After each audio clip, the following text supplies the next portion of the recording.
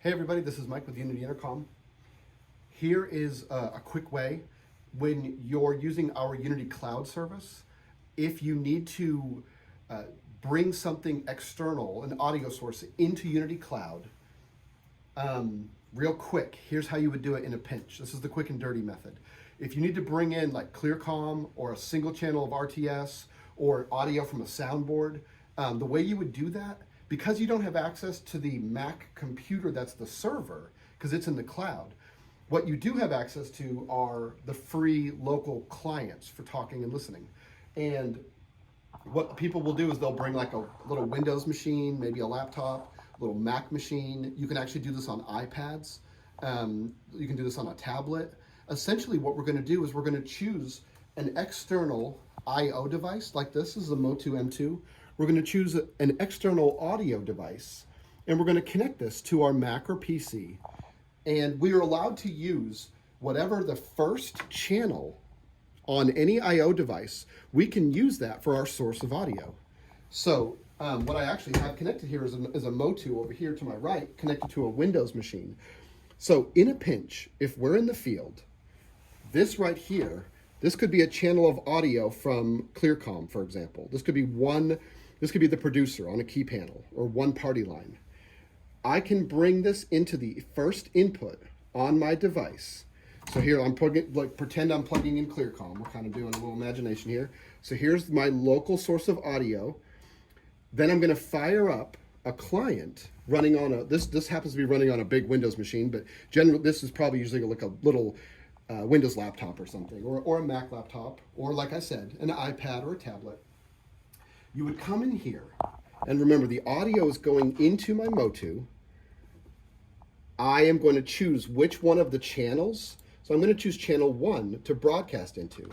Then we go into our settings, and we select this Motu as our source of audio on the input side. So I'm bringing, we're imagining I'm bringing in a producer on ClearComm right here, and I'm gonna actually route whatever channel is in blue that I'm listening on. I'm actually gonna route that out to my Motu as well. So what I've set up here, remember Unity does this as a default. It will automatically select whatever it detects as the first input on any I/O device. So it's going to grab this source of audio here. And what we're going to do here is we're going to Vox open audio. So what I'm doing is I'm bringing the producer in to channel 1 via my I/O device. I could just line directly in without an I/O device, but more than likely it's going to be easier for me if I've got like an XLR cable to go in USB or Thunderbolt into a computer. That's more than likely the way. But if I had a mini stereo cable with some audio, I could go directly into this computer. So here you have it, a single channel of, or excuse me, a single source of audio, a single input of audio into a Unity client that's running our cloud service. And right now, whatever's green, that's the channel that everybody else on cloud is going to be hearing this external source of audio. Whatever is blue is what I'm actually sending back to the Motu. And so the last thing here, it looks like I'm bringing audio into channel 1. I'm also routing channel 1 audio back out, output 1, whatever it thinks is output 1.